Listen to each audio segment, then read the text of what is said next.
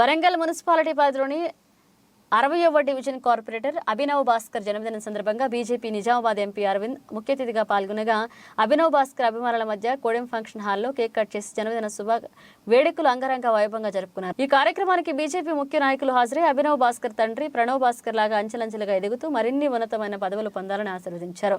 అభినవ్ భాస్కర్ మాట్లాడుతూ బీజేపీ పార్టీలో చేరిన మొదటి రోజే మీడియా సమావేశంలో నన్ను ప్రపంచానికి తెలియజేసిన ఎంపీ అరవింద్ కుమార్కు ప్రత్యేక కృతజ్ఞతలు తెలుపుతూ నా జన్మదిన వేడుకల్లో పాల్గొన్న బీజేపీ ముఖ్య నాయకులకు కార్యకర్తలకు ప్రత్యేక ధన్యవాదాలు తెలియజేశారు.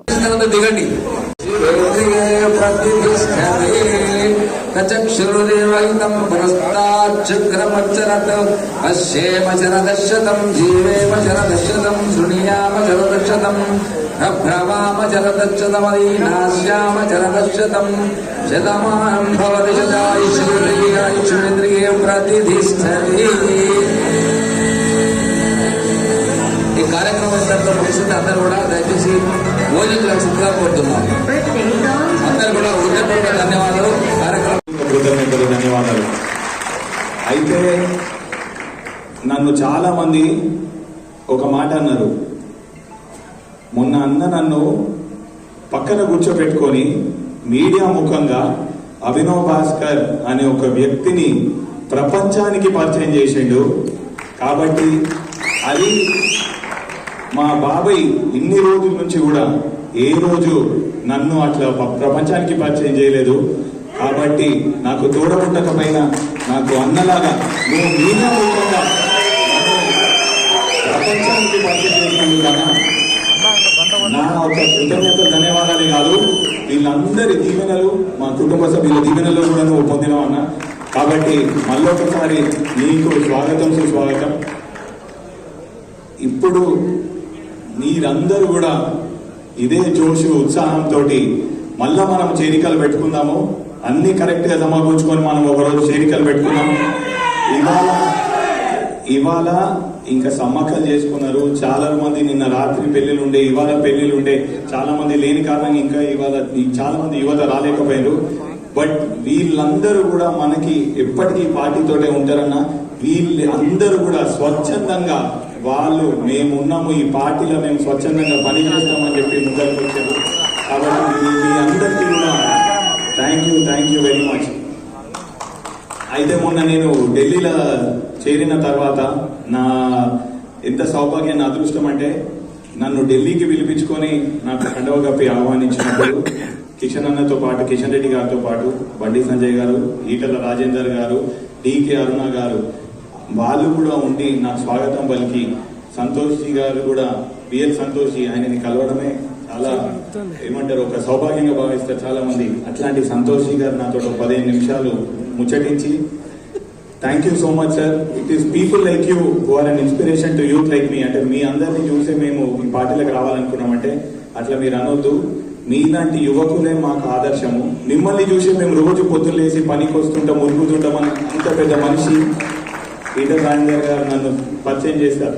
అంత పెద్ద మనిషి నా గురించి అంటే ఒక యువకుడు గురించి ఒక ప్రోత్సాహం ఇచ్చి ఒక జోషి నింపితే ఆ రోజు నాకు రోమాలు లెక్కపొడిచినాయి. అట్లనే తరుణ్ చుక్ గారిని కలిస్తే తరుణ్ చుక్ గారు ఆయనకి నాగాలాండ్ చీఫ్ మినిస్టర్ ఒక స్కార్ఫ్ ఇస్తే నీ జోష్ నాకు నచ్చింది నాన్న, your such a good youngster, young corporator, నువ్వు నా పార్టీలోకి వచ్చినావని ఆయనే మెడల్ ఉన్నటువంటి ఆ కండువని తీసి నీకు ఈ కండువ కప్పొచ్చా అని అడిగితే అంతకంటే భాగ్యమా అంటే ఆయన టక్కున కండువ కప్పి ఒక ఫోటో దిగుతుందా నా భుజం మీద చేసి ఫోటో దిగితే ఇంత మంచి పార్టీలకు వచ్చిన నేను.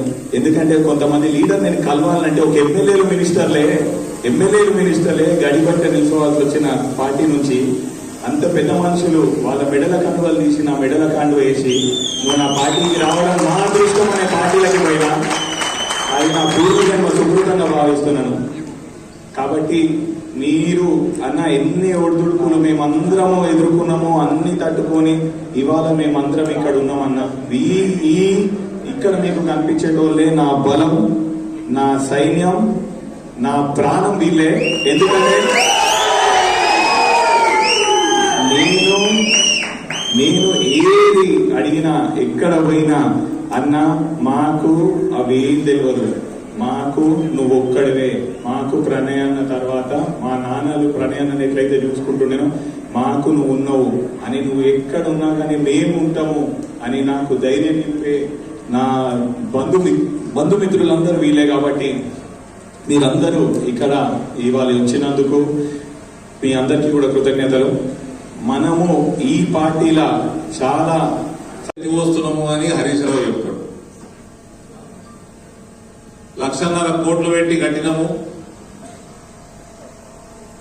నాకు తెలిసినంత వరకు